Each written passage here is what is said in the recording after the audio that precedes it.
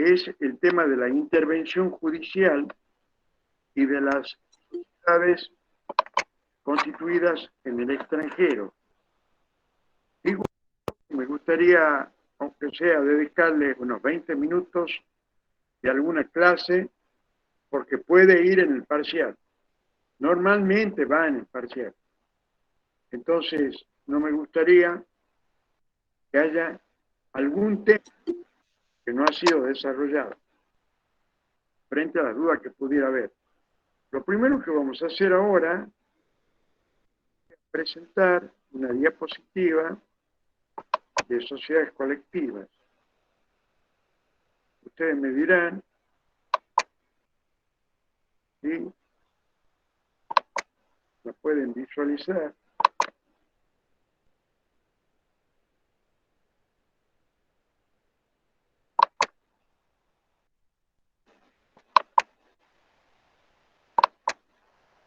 No sé si la ven.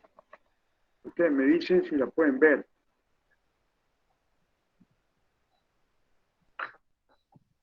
¿Se ve? Sí, profe, ahí sí. Bueno, la sociedad colectiva.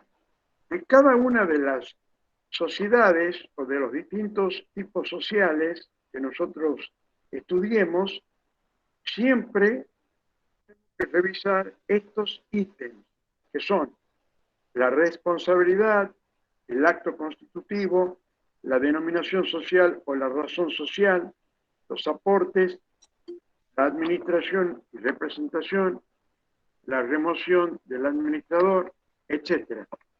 Es decir, de cada tipo social estudiaremos esos ítems para poder visualizar la diferencia.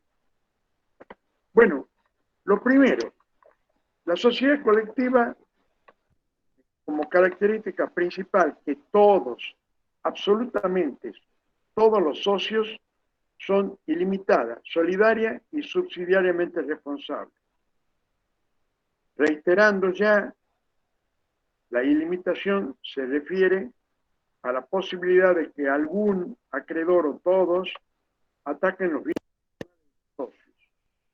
La solidaridad se refiere a que si la participación de un socio en el cumplimiento de la deuda, su situación precaria en forma personal, no permite afrontar su participación, el resto de los socios debe colaborar y hacerse cargo de la parte que no cumple ese socio.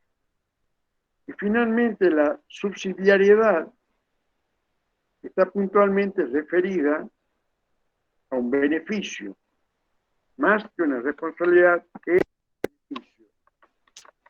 Es conocido con el nombre de beneficio de exclusión. Está explicitado en el artículo 56 de la ley,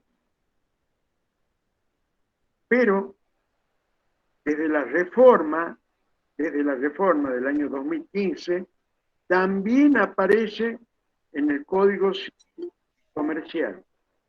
Si ustedes quieren, anoten para que lo puedan leer desde allí, el artículo 1583 del nuevo Código Civil y Comercial de la Nación se refiere al beneficio de exclusión y particularmente se refiere al término de excutir o excutido. Entonces, si bien acá en el tema societario nos referimos al beneficio de exclusión en la relación del socio con el acreedor, en el tema del Código Civil y Comercial de la Nación, en el mencionado artículo 1583, se refiere al deudor y al garante. Pero para el caso resulta exactamente lo mismo. Es decir, ¿en qué consiste el beneficio de exclusión? Que hasta tanto el acreedor, en el caso societario, no haya vendido o ejecutado todos los bienes de la sociedad, no me puede tocar los bienes. Ese es el beneficio de exclusión, artículo 56 de la ley, refrendado por el 1583 del Código Civil y Comercial de la Nación. ¿Cómo es el acto constitutivo? A diferencia de la sociedad anónima, que solamente se puede realizar a través de instrumentos públicos, la colectiva se admite instrumento público o instrumento privado. Es tal el grado de responsabilidad y el grado de la persona, cómo influye solo la persona en la responsabilidad de los socios, que una vez llegado el estado de cesación de pagos, lo que hace el acreedor es pedirle la quiebra a la sociedad. Ya les expliqué en qué consiste. Se hace una nota a un juez civil y comercial donde se solicita, atento a que tal deudor, en este caso una sociedad, no puede cumplir con los compromisos asumidos con nuestra empresa, le solicitamos la quiebra. Pide la ley de quiebra 522 una serie de requisitos para que el juez decida si abre el juicio de quiebra, o sea, si le da la razón al solicitante, en este caso el acreedor. Lo cierto es que una vez que sale la sentencia de la quiebra de la sociedad, automáticamente la quiebra de la sociedad implica siempre la quiebra de los socios. Eso nunca olviden, porque eso no ocurre ni en la sociedad de responsabilidad limitada y mucho menos en una sociedad anónima o anónima unipersonal o en una sociedad por acciones simplificadas. Bien, ¿cómo es el nombre societario en una sociedad colectiva? La ley habla de dos, o que tenga denominación social o que tenga razón social. Sabemos que la denominación social es aquella que está compuesta por un nombre de fantasía más el aditamento del tipo social. En el caso que nosotros queramos poner la incomparable, la denominación social sería la incomparable sociedad colectiva, o la abreviatura, la incomparable SOC-COL, o directamente la incomparable SC. En cambio, la razón social es la que lleva el nombre de uno, algunos o todos los socios. Como acá todos tienen la responsabilidad ilimitada, solidaria y subsidiaria, si va el nombre de uno o el nombre de algunos, ya nos vemos en la obligación de informar que no solo él es socio. Supongamos que hay 3 socios, Juárez, Pérez y Domínguez. Si nosotros queremos poner nombre, siempre hay que poner el nombre del que mejor prestigio tenga, del que la gente sepa que es cumplidor, que es un hombre de bien, que además es solvente, no solo moralmente, sino además económicamente. Entonces podemos poner Suárez. Pero la ley que dice, si vos ya querés poner el nombre de uno, ya tenés que dejarle claro que sea indudable de que son varios los socios. Entonces, te queda la alternativa de poner Suárez, López, Domínguez, sociedad colectiva, o poner Suárez, López y compañía, sociedad colectiva, o directamente Suárez y compañía, sociedad colectiva. Si el más presentable es Suárez, muchas veces conviene poner Suárez y compañía, sociedad colectiva. Pero lo importante es, una vez que hemos optado por una razón social, debe quedar reflejado sin duda, varios. Y en ese caso, la expresión y compañía, salva cualquier confusión. Entonces podría ser Suárez y compañía, sociedad colectiva. Los aportes. Como dijimos que la responsabilidad es tan grande, la ley admite todo tipo de aporte. ¿Por qué?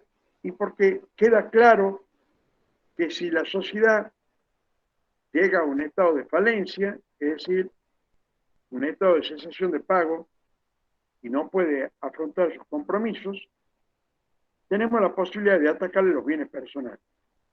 Entonces, ¿qué admite?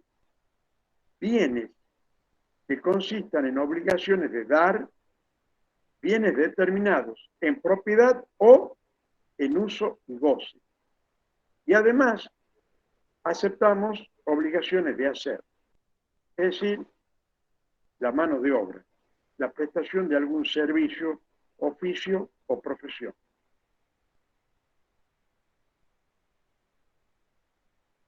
Las partes en que se divide el capital de una sociedad colectiva se llaman partes de interés.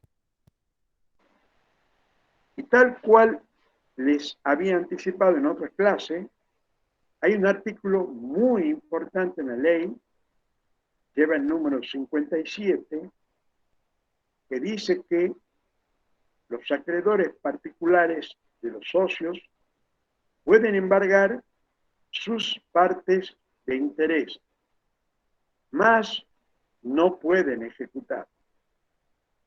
Entonces, esto hay que asumir. Si nosotros, un deudor que es socio de una sociedad próspera, en este caso, que tenga mucho dinero y que sea solvente, lo máximo que podemos hacer es recurrir a un juez, plantearle la deuda y pedirle un embargo a la parte de interés. Pero debemos dar contestes y saber positivamente que no le vamos a poder ejecutar, porque la ley lo prohíbe en el artículo 57. Yo he hecho aquí, en esta clase, una crítica a ese artículo. Dije que en el ejercicio de mi profesión he visto, he podido presenciar cómo personas inescrupulosas que tienen deudas con varios acreedores, sus bienes y que no queden expuestos a algún embargo, a alguna hipoteca, forman una sociedad colectiva y en esa sociedad colectiva colocan esos bienes como aporte. Entonces, como ellos saben que existe el artículo 50, que lo máximo que puede hacer un acreedor es embargarle, pero nunca le puede ejecutar la parte, entonces estos inescrupulosos la ponen a la sociedad como que su capital está compuesto de los bienes que él quiere salvar, entre comillas. Lo único que dice la ley es que vence el plazo de duración de esa sociedad, no se va a poder prorrogar, no se va a poder prorrogar hasta tanto no sea desinteresado el acreedor embargante. Entonces, ¿qué han hecho esta gente? Lo he visto muchas veces. No es que uno, dos o tres casos aislados.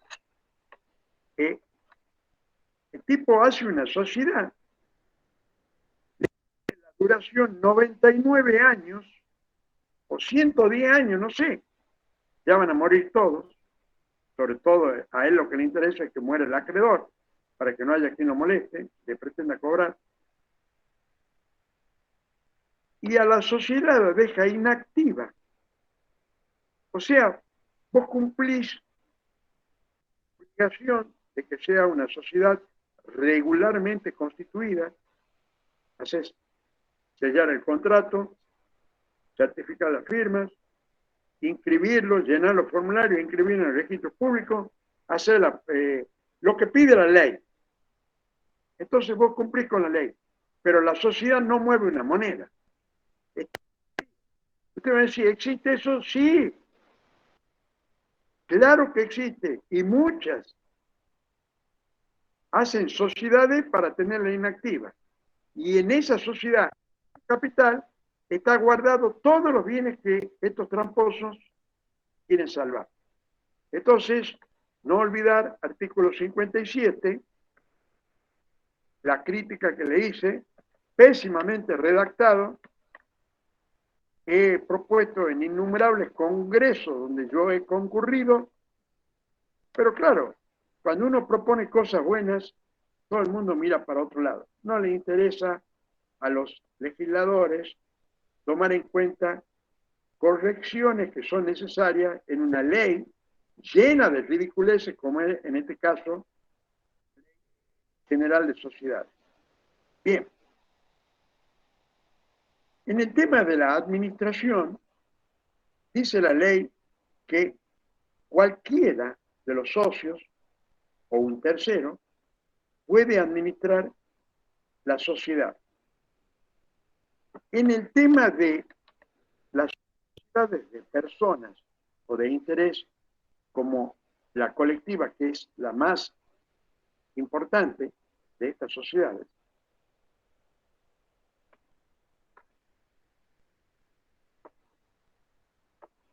el socio, que es administrador, puede optar, poniéndolo en el contrato o no, porque la ley establece que si no dice el contrato, se entiende que cualquier socio puede ejercer la administración indistinta. ¿Qué significa administración indistinta? Porque hay dos términos, indistinta o conjunta. No confundir, porque en muchos parciales algunos me ponen colegiada. No. La colegiada existe solamente en el tema de la sociedad anónima. En la sociedad colectiva, la administración puede ser indistinta o conjunta. Indistinta cuando, si la administración es plural, ¿a qué se llama administración? Cuando hay dos o más administradores. Y en el contrato no hay ninguna disposición que diga o que establezca que cualquier administrador necesita la aprobación del coadministrador para que valga. No. Cuando eso no ha sido establecido, se dice que la administración es indistinta. Esto implica que la firma de un administrador, de uno de los dos, en el caso que fueran dos, obliga a la sociedad.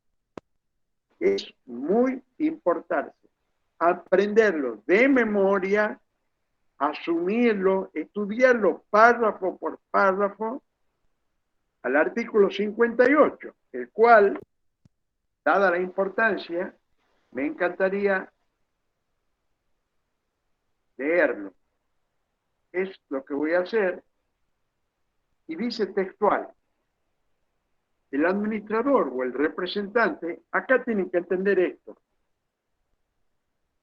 Las sociedades de personas tienen una característica que no la tienen las sociedades anónimas, por ejemplo. En la colectiva, en la comandita simple y en la de capital e industria, que son sociedades de personas, el administrador además es el representante de la sociedad. En la sociedad anónima, no. En la sociedad anónima, no.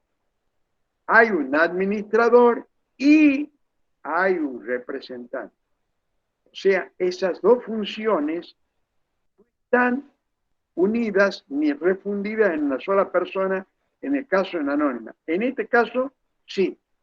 El administrador, además, es el representante de la sociedad. Entonces, el artículo decía: el administrador o representante que, de acuerdo con el contrato por disposición de la ley, tenga la representación de la sociedad, obliga a esta por todos los actos que no sean notoriamente extraños al objeto social. De ahí la gran importancia que tiene el objeto social. Va a marcar el límite de la obligación. O sea, si nosotros, como representantes, hacemos o intervenimos en una operación de compra-venta de un producto que es totalmente extraño al objeto social, eso va a implicar que lo que él firme, este administrador, representante, no la va a obligar a la sociedad. ¿Por qué? Porque es notoriamente extraño al objeto social. Por eso es muy importante poner bien el objeto social, porque eso va a marcar una impronta, que es hasta qué punto la sociedad se va a hacer cargo de cualquier operación que realice en su nombre el representante o administrador. Y continúa diciendo, este régimen, o sea, de que lo que él haga obligue a la sociedad, se aplica aún en infracción de la organización plural, si se tratara de obligaciones contraídas mediante títulos valores por contratos entre ausentes de adhesión o concluidos mediante formularios, salvo cuando el tercero tuviere conocimiento efectivo de que el acto se celebra en infracción de la representación plural. ¿Cuál es un ejemplo? Si la representación plural es una administración conjunta, esto implica que para que el acto que realice el administrador o el representante tenga validez, debe estar refrendado por todos los administradores.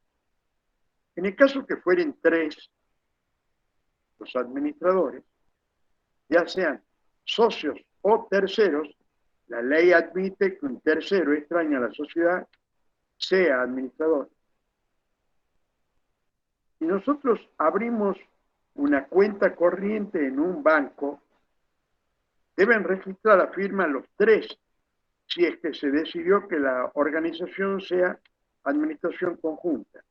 Entonces, si el representante firman 2 y no 3, cuando vayan a cobrar el cheque, el banco lo va a rechazar, porque no coincide con la firma registrada en el banco.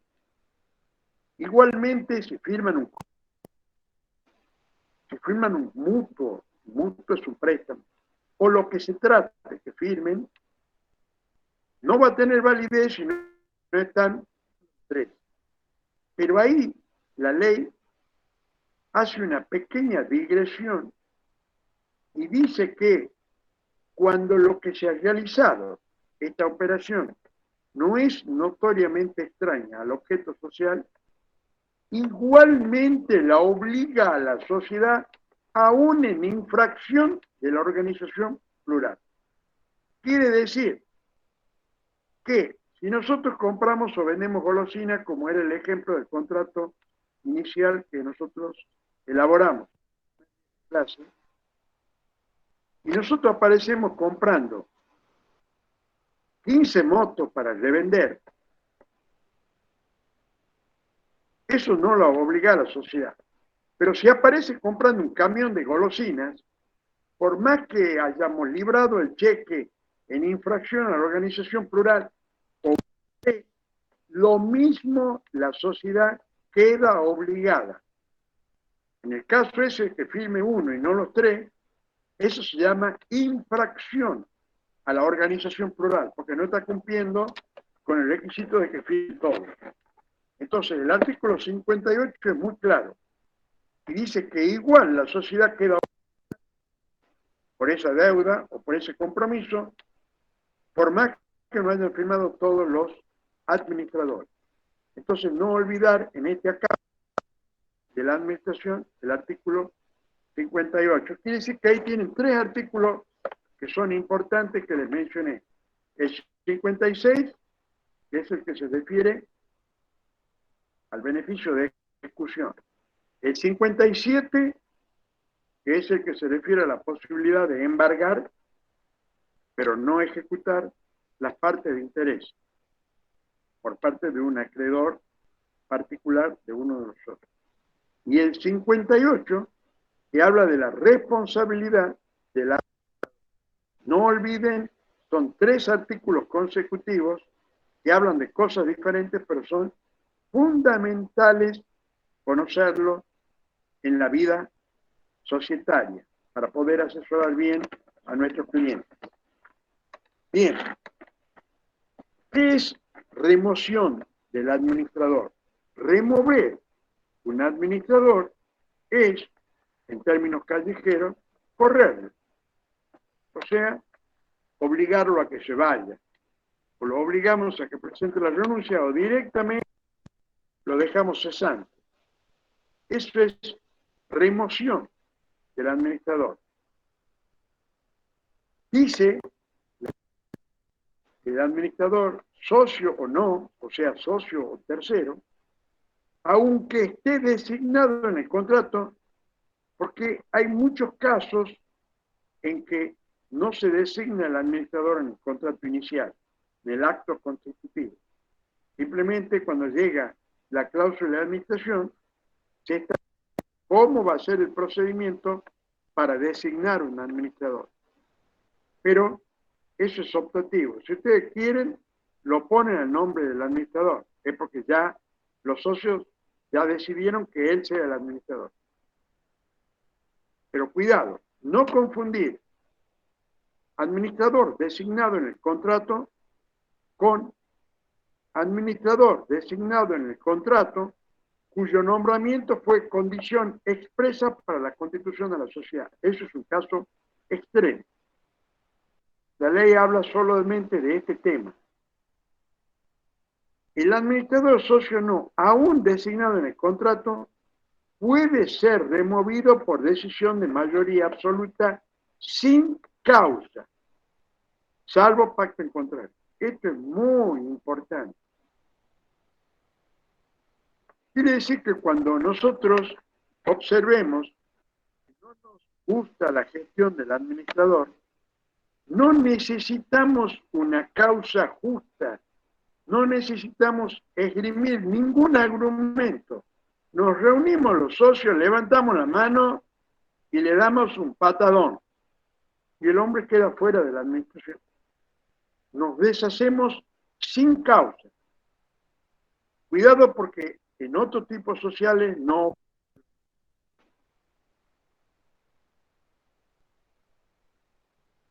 Entonces, en el tema de las sociedades colectivas, es que en la remoción del administrador, cualquier socio puede removerlo sin justa causa, salvo pacto en contrario. ¿Esto qué implica? Que en el contrato hay una cláusula que para poder remover un administrador necesitamos esgrimir una justa causa. Bueno, si el contrato tiene una justa causa que requiere, el administrador, ¿qué hace? Nosotros lo que tenemos que pedir es ante un juez, se pide la remoción del administrador. Y si el administrador se resiste, porque puede esgrimir de que la causa no es justa, nosotros podemos recurrir a la figura de la intervención judicial, que ese tema, les dije que vamos a ver si la clase que viene ocupamos esto para decirlo. Pero, si hemos recurrido a un juez para pedir la remoción por justa causa, hasta que salga la sentencia accediendo a nuestro pedido, el administrador se puede resistir a ser removido y se puede quedar en cargo. Eso es lo que dice la ley. O sea, si el contrato requiere justa causa, el administrador conservará su cargo hasta la sentencia judicial. Bueno, y esto último es para un caso muy particular, que recién les había mencionado. Cuando se constituye una sociedad, Y en el acto constitutivo, en el contrato inicial, ya nosotros dejamos aclarado que esta sociedad constituye siempre y cuando el administrador sea tal persona. Bueno, si esa ha sido la condición sine qua non para que exista la sociedad, que es lo que dice la ley, administrador cuyo nombramiento fue condición expresa de la constitución de la sociedad, los socios que estén en contra de removerlo tienen derecho de receso. He visto casos donde muchos socios quieren hacer uso del derecho de receso, pero cuidado, no se les hace lugar porque solamente esto tiene fundamento siempre y cuando en el contrato se haya dado el nombramiento del gerente o administrador fue condición necesaria y suficiente para la existencia de la sociedad. Si eso fue así, y aparece una cláusula mencionando a esta persona como condicionante para que la sociedad exista, en ese caso, que votan en contra, es decir, los socios disidentes, tienen derecho de receso. Es decir, la sociedad les tiene que devolver su participación y retirar de la misma. Bueno, hasta ahí es lo que podemos decir en cuanto a administración y representación de la sociedad. El otro punto que se repite en todas las sociedades es cuáles son las mayorías que se requieren en las distintas reuniones de socios para tomar decisiones. Entonces, cada tipo social tiene sus mayorías. En el caso de la sociedad colectiva, la ley dice que divide en dos ítems el tema de la toma de decisiones. Y dice, cuando la decisión implica modificar un contrato, el contrato de inicio, el acto constitutivo, en ese caso, para que la decisión sea válida, se requiere la unanimidad. Es decir, deben votar a favor todos los socios de la sociedad. Entonces, reiteramos, toda modificación del contrato, incluso la transferencia de la parte a otro socio, requiere acuerdo de todos los socios, sabe pacto en contrario. Bien, acá hay una mención muy importante que no ocurre en otros tipos sociales. Cuando un socio se retira, supongamos este caso, que decíamos que tiene derecho de receso. Cuando un socio se retira, esto implica que hay una transferencia de su parte, ya sea que él la venda a otro socio, que la venda a la sociedad o que la venda a un tercero.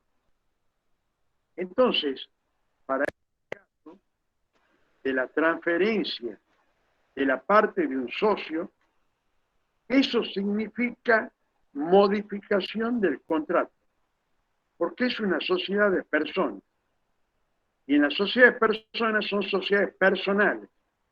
El cambio del elenco de socios, así se le llama, elenco de socios, en el caso de cambio en el elenco de socios, eso significa modificación del contrato. Por lo tanto, como dice la ley, se requiere la unanimidad. O sea, nadie puede votar en contra. Si alguien vota en contra, no aceptamos la transferencia. ¿Está claro? Entonces, transferencia de la parte a otro socio implica modificación del contrato. la ley, cualquier decisión que implique cambiar las condiciones o las cláusulas del contrato inicial implica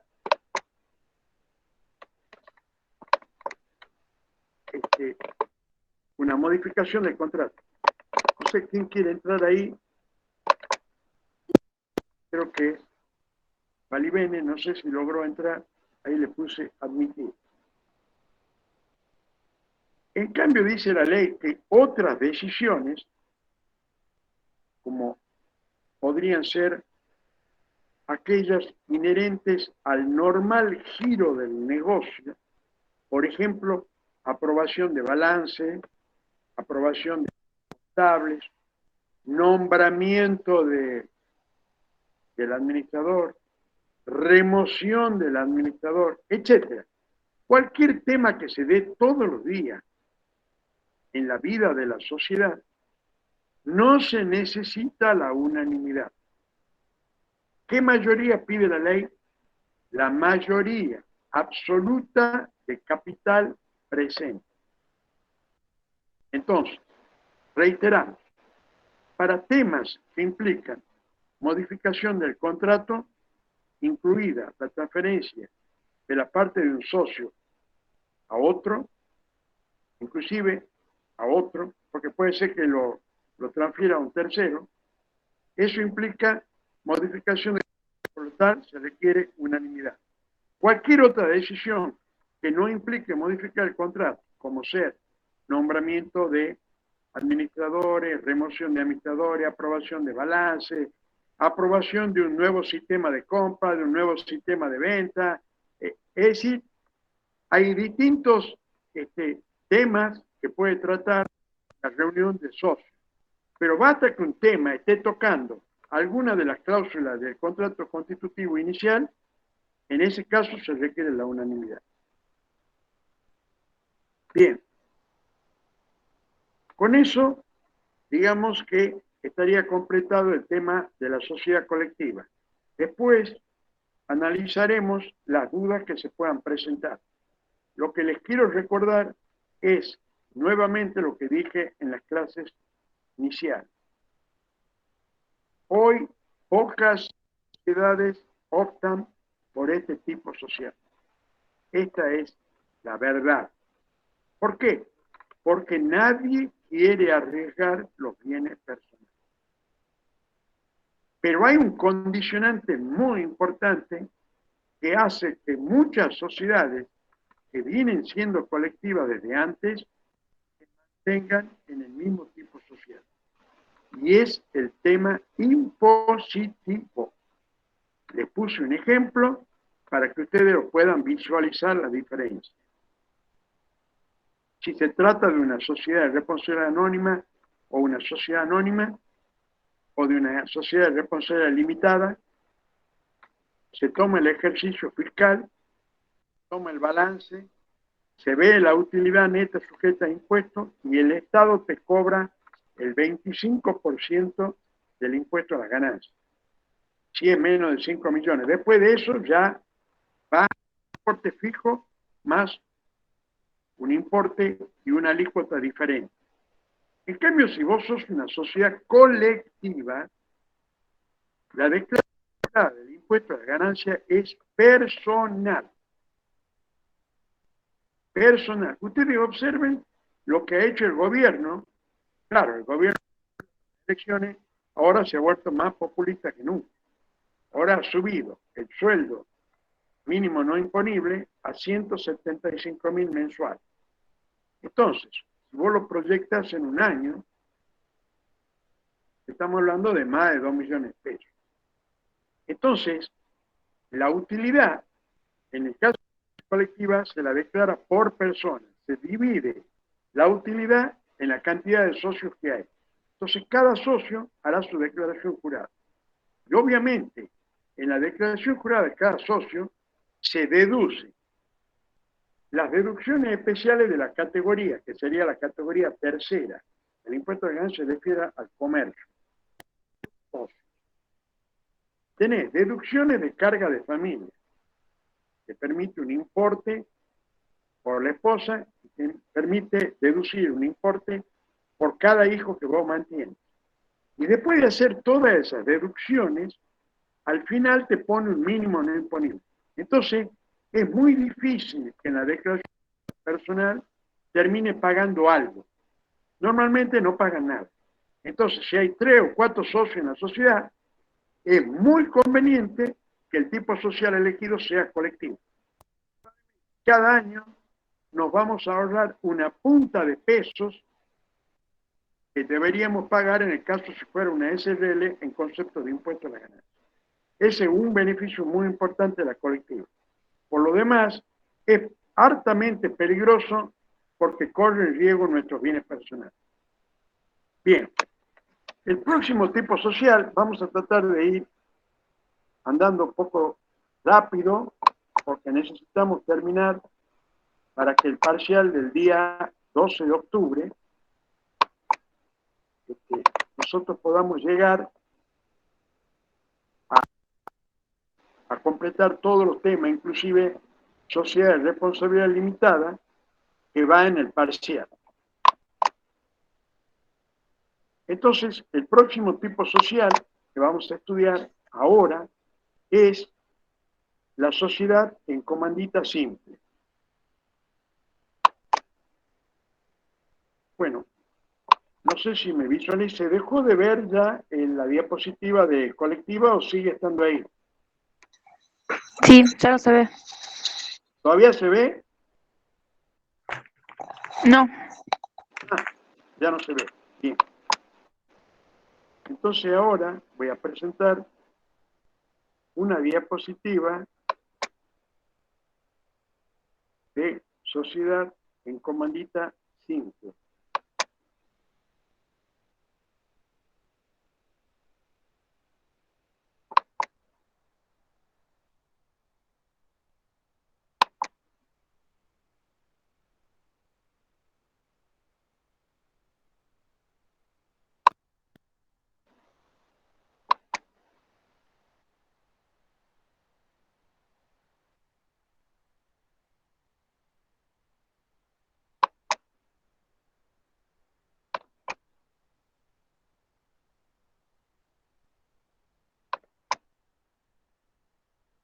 ¿Qué pasa ahí?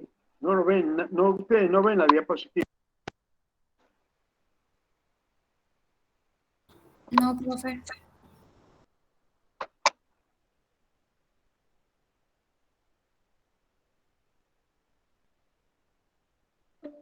A ver, vamos a observar ahora.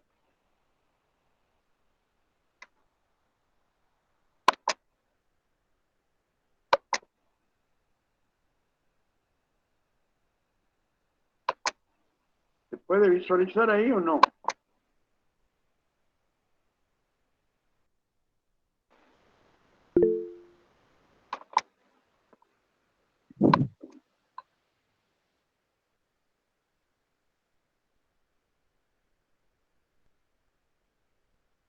La verdad es que el computador es un desastre.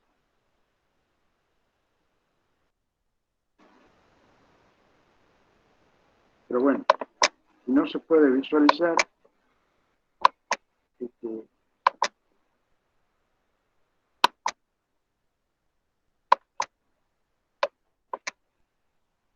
plantó en franca rebeldía Sanopoulos.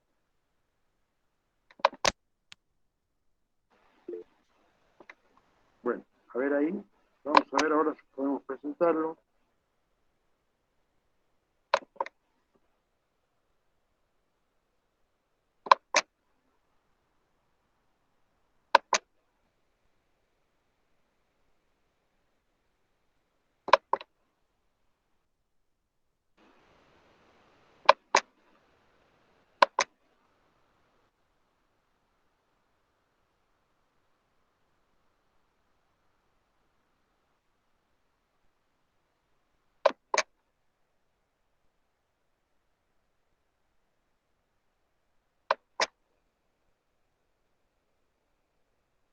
Parece que Sanopoulos está en cese de función. ¿Se ve ahí?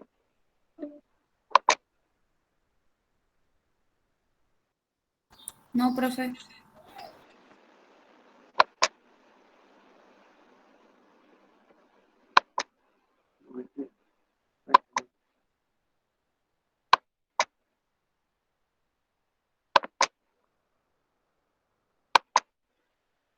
¿Y ahí?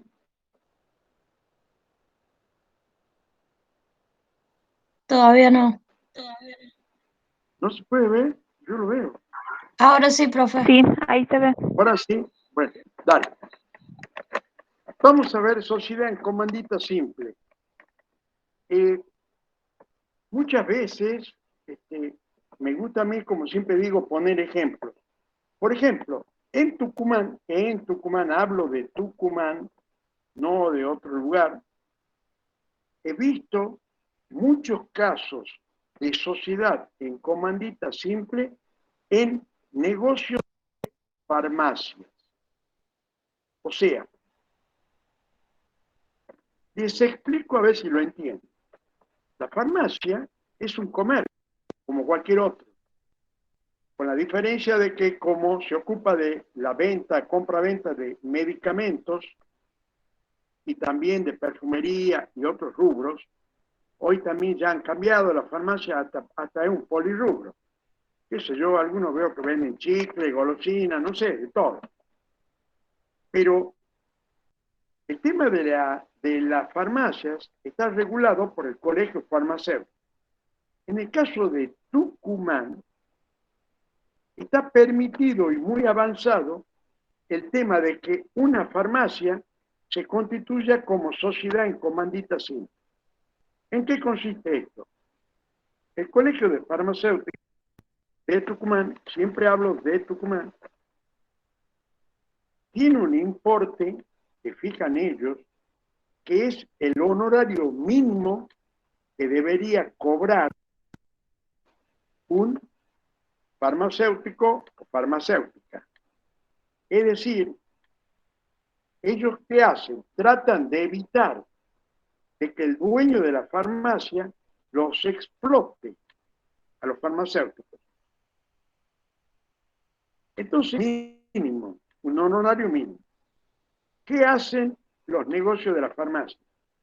Como no quieren pagar ese mínimo porque consideran que es alto, hablan personalmente con algún farmacéutico o farmacéutica y le proponen hacer una sociedad en comandita simple, en donde el dueño de la farmacia se convierte en socio comanditado, como dice la diapositiva, y la farmacéutica o el farmacéutico se convierte en un socio comanditario.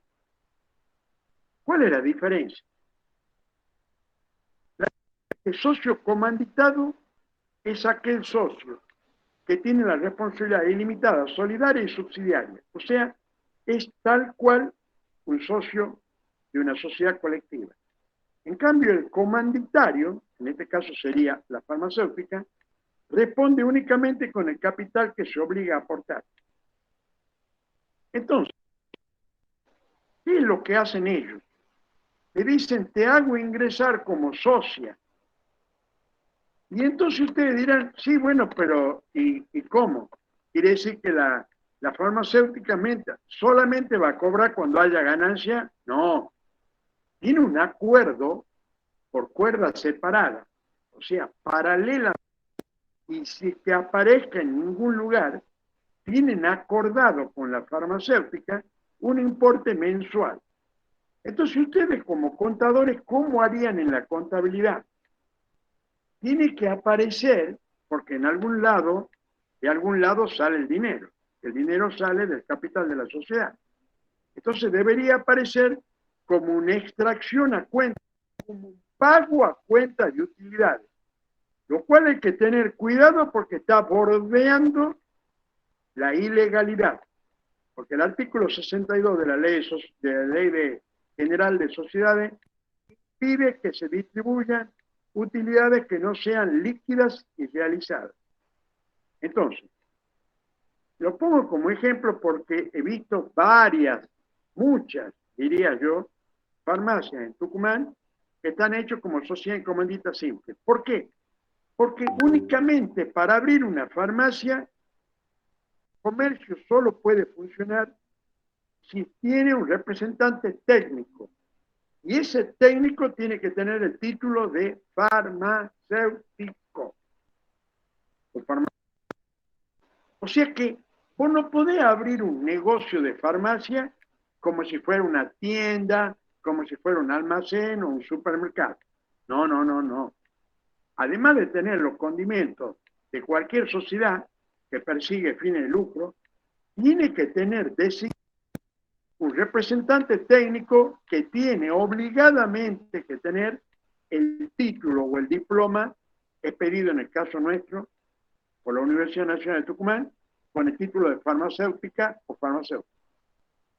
Entonces, como existe esa obligación, no han encontrado mejor forma de los comerciantes, los dueños de farmacia, de incorporarla a la farmacéutica como socia. Y en ese caso, la ponen como socia y representante técnico. Entonces, ya ellos tratan de evitar tener que pagar ese emolumento, sueldo, honorario, remuneración, no importa, son todos sinónimos. Sueldo, remuneración, no importa el título, honorario, que exige el Colegio de Farmacéuticos. Entonces la incorporan a esa señorita como socio. Ese es un ejemplo para que ustedes vean cómo funciona. Entonces, la sociedad en comandita simple es aquella sociedad donde hay dos tipos de socios. Estos socios tienen una responsabilidad absolutamente diferente. El socio comanditado, que tiene la responsabilidad limitada, solidaria y subsidiaria, y el socio comanditario, responde únicamente con el capital que se obliga a aportar.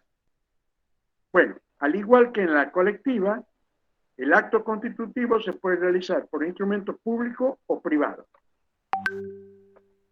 Al igual que en la sociedad colectiva, puede tener denominación social. En este caso sería un nombre de fantasía más la expresión sociedad en comandita simple o su abreviatura. Por ejemplo, podría ser Farmacia del Norte o Farmacia del Sur o Farmacia Humana o Tucumán Farmacia, qué sé yo, el nombre que a ustedes se le ocurra. Y por otra parte, te da la posibilidad de poner una razón social. En el caso de que fuera razón social, la ley exige que únicamente tiene que ir en la razón social el nombre de los socios comanditados, más la expresión sociedad en comandita simple. Nunca puede aparecer en una razón social el nombre de un socio comanditario, porque eso lo transformaría en ilimitada, solidaria y subsidiariamente responsable. Como la responsabilidad es distinta, también los aportes que acepta la ley son diferentes.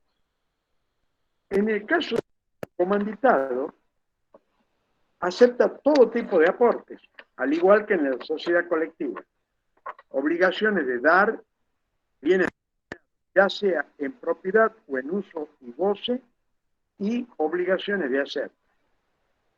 En cambio, en el caso del socio comanditario, solamente obligaciones de dar.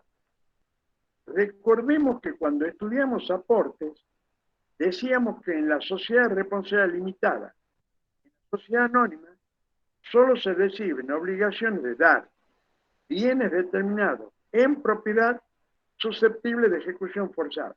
En el caso de la comandita simple, la ley no hace mención a eso. Simplemente dice obligaciones de dar. ¿Alguien imagina algún ejemplo de una obligación de dar que no sea susceptible de ejecución forzada? ¿Alguien se le ocurre un ejemplo?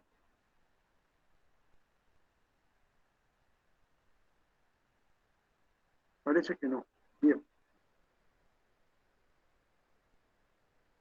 ¿Cuál es un bien susceptible de ejecución forzada, entregado en propiedad como aporte? Supongamos que el socio aporta un auto. Hacer un auto, en nuestra contabilidad lo registramos como rodado, es aceptado, por cuanto nosotros, en caso extremo de necesidad, lo podemos mandar a remate y obtenemos un importe de eso. Esos son susceptibles de ejecución forzada. Pero si me dan un cheque o me dan un pagaré, el cheque o el pagaré es susceptible de ejecución forzada, no.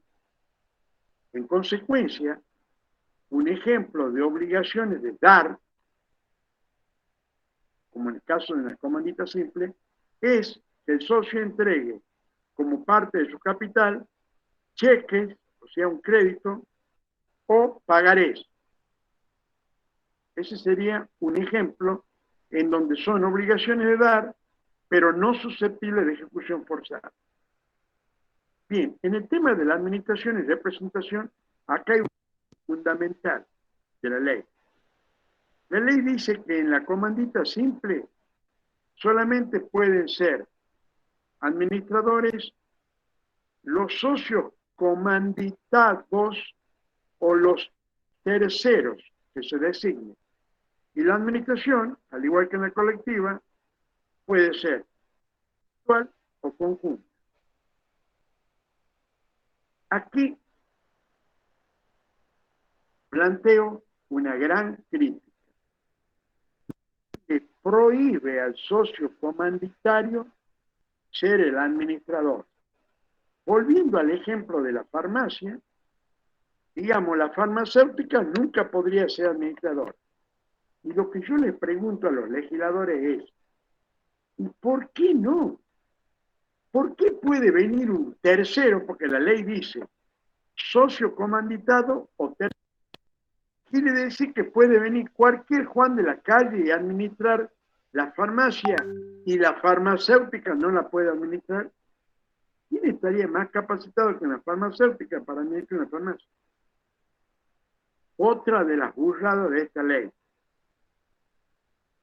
Entonces, recapitulamos y decimos que aquí también, en la sociedad de comandita simple, el administrador además es el representante de la sociedad.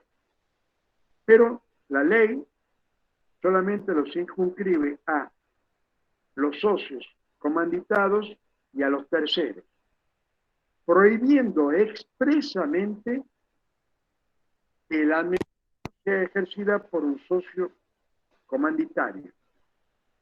También dice que puede ser individual o conjunta. Individual es cuando cualquiera de los socios, en el caso de la administración plural, puede desempeñar cualquier acción administrativa sin el consentimiento del coadministrador. En cambio, la administración se dice que es conjunta cuando requiere necesariamente la firma de todos los administradores. El socio comanditario no puede administrar ni representar a la sociedad, ni ser mandatario. ¿Qué es el mandato? Porque acá la ley dice mandatario. El mandato, para que ustedes sepan, está contemplado en el Código Civil y Comercial de la Nación.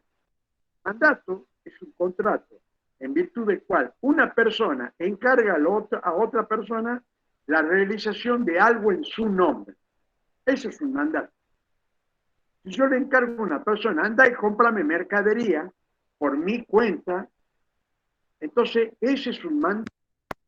Esa persona se convierte en mandatario mío, porque yo lo he habilitado a través de un contrato que se llama mandato, para que él vaya y me represente a mí ante determinadas instituciones, empresas, sociedades, etc. Lo que dice la ley es que el mandatario no solamente no puede ser administrador, sino que tampoco puede ser mandatario. Y le pone un castigo, diciendo, bajo pena de ser responsable solidaria y ilimitadamente. O sea que lo castiga diciendo que si él es mandatario de la sociedad, automáticamente es socio comanditario. Quiere decir que tiene responsabilidad limitada, solidaria y social. Ustedes imaginen qué caos sería para el farmacéutico que la empresa se vaya a la quiebra, encima le tengan que quitar los bienes personales del farmacéutico. Cuando en realidad el farmacéutico, en este caso, sería un virtual empleado de la farmacia. Porque él es representante técnico, pero está con un honorario. El dueño de la farmacia le paga. Simplemente en forma ficticia lo han hecho figurar como comandita simple. Ahora, quiero que sepan que hay casos que no son ficticios y que de hecho son legales, porque el farmacéutico o la farmacéutica aceptaron legalmente ser socios de la farmacia. Bueno, eso ya queda en el criterio de cada uno de estos profesionales. ¿Qué puede hacer el socio comanditario? Es examinar, vigilar, inspeccionar los libros, etc. Esa tarea está contemplada, para que ustedes anoten, miren qué casualidad, todos los artículos que le estoy dando son artículos sucesivos. El artículo 55, observen ustedes que venimos hablando del 56, 57 y el 58. El artículo 55 dice que los socios, todos los socios tienen el derecho de examinar, vigilar o inspeccionar los libros de la sociedad. O sea, ellos pueden controlar los actos que realizan los administradores y representantes de la sociedad. O sea, la ley les prohíbe que sean administradores, pero no les prohíbe que controlen, vigilen o inspeccionen los libros societarios. Bueno, ¿qué pasa cuando los socios comanditados se ven en una situación de muerte, quiebra, incapacidad o inhabilitación? Quiebra, ya saben lo que es. Cuando alguien le pide la quiebra a alguien, significa que esa persona automáticamente no puede ejercer el comercio. Muerte, bueno, es parcial del contrato. Muere una persona, automáticamente deja de ser socia, pero no por eso se disuelve la sociedad. Es una resolución parcial. ¿Qué es la incapacidad? La incapacidad está referida a alguien que es minusválido. O sea, la incapacidad puede ser incapacidad mental, incapacidad motriz, se puede referir a una incapacidad física del administrador. En cambio, la inhabilitación no es lo mismo, es cuando como producto de la quiebra o de cualquier otro juicio que haya tenido en contra del socio comanditado, queda inhabilitado legalmente para ser administrador. ¿Por qué? Porque ya ha cometido algún delito en alguno que ha recibido sentencia en contra. Entonces, ¿qué dice la ley? En caso de quiebra, muerte, incapacidad o inhabilitación de los socios comanditados, el comanditario puede realizar los actos urgentes de la gestión del negocio sin incurrir en responsabilidad solidaria y limitada, pero solamente por 3 meses. O sea que la única posibilidad que le da la ley, al socio comanditario en ejercer la administración y la representación es en el caso de que todos, o quizá el único socio comanditado, haya quebrado, haya muerto, haya caído en una incapacidad o esté inhabilitado para ejercer la administración. En ese caso, para que la sociedad no quede a la deriva, la ley dice solamente para realizar los actos urgentes de compra, de venta, de cobro y de realización de balance, etcétera, puede el socio comanditario ejercer la administración y representación de la sociedad, pero únicamente por 3 meses. En esos 3 meses, ¿qué tenemos que hacer? 2 meses de ley. Incorporamos un nuevo socio o la sociedad se transforma. O sea, ¿por qué se tiene que transformar? Y porque este tipo social solamente se le entiende si hay 2 tipos distintos de socios. Uno que tenga la responsabilidad limitada y uno responsabilidad limitada al aporte de su capital. Ahora, si solamente queda un socio que tiene limitada la responsabilidad, no puede existir esa sociedad. Se tiene que transformar en otro tipo social. Entonces, ese es el único caso en que la ley le permite al socio comunitario ejercer la administración y representación. Bien, vamos al tema de las mayorías. ¿Qué dice la ley? Que acá también, al igual que en la sociedad colectiva, 2 situaciones. Las decisiones que impliquen la modificación del contrato o las decisiones que no impliquen modificación del contrato. Si la decisión que se está por tomar implica modificar alguna de las cláusulas del acto constitutivo, se requiere el consentimiento unánime de los socios. O sea, tienen que votar todos los socios. Pero en el cambio de las otras resoluciones sociales, como ser nombramiento del administrador, remoción del administrador, aprobación de balance, estado contable, etcétera, al igual que en el caso de la sociedad colectiva, se requiere mayoría absoluta del capital presente. Y aquí viene otra locura de la ley. Digo esto y bueno, ya damos por terminada la clase porque ya van a ser las 4:15 y quiero que tengan tiempo de poner la contraseña de asistencia. Dice la ley, los socios comanditarios pueden votar en la aprobación de los balances y en la designación del administrador. Bueno, en mi vida escuché algo más estúpido que esto. ¿Cómo? Ellos pueden poner un administrador, pero ellos no pueden poner administrador. Entonces, el que ha hecho la ley es un ridículo. ¿Por qué? Y porque si vos le prohibís que el administrador, entonces nunca lo podés habilitar para que él designe el administrador. Porque entonces él va a traer un testaferro, o sea, alguien que responda a sus intereses, y lo va a poner de administrador.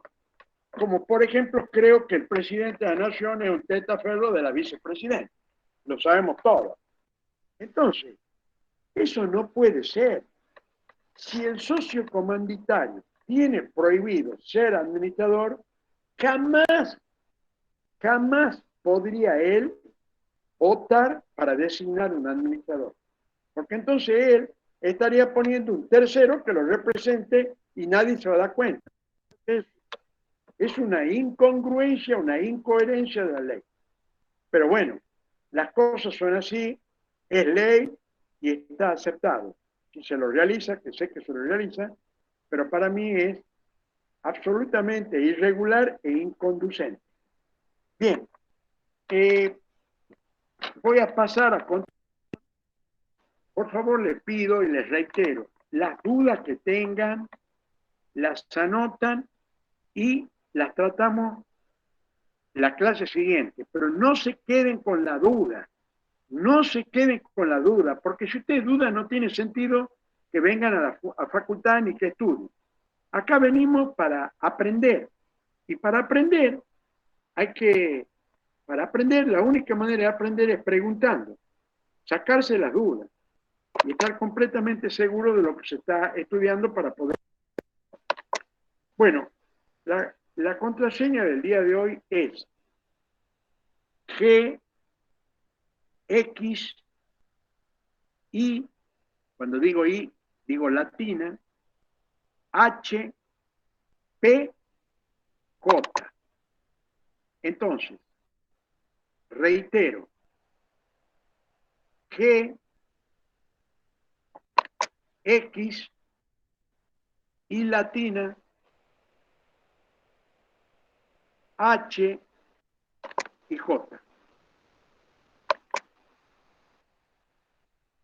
Bueno, si ya lo han anotado, ha sido un placer estar con ustedes y si Dios quiere, nos estaremos viendo el próximo martes para comenzar con Sociedad de Capital e Industria. Haremos también intervención judicial y sociedad de capital extranjero. Ya pasamos a la sociedad de responsabilidad limitada.